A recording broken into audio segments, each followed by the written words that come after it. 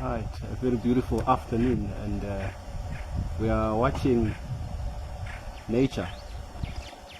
What we have here is a boomslang that has managed to infiltrate the nest of some buffalo weavers and has managed to kill a nestling that is currently trying to swallow.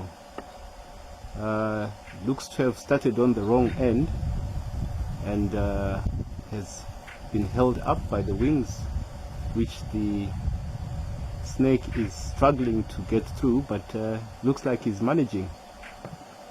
He's hanging on by his tail, and the parent birds are making a lot of noise. Mr. Calvet Nkomo, who is the one that actually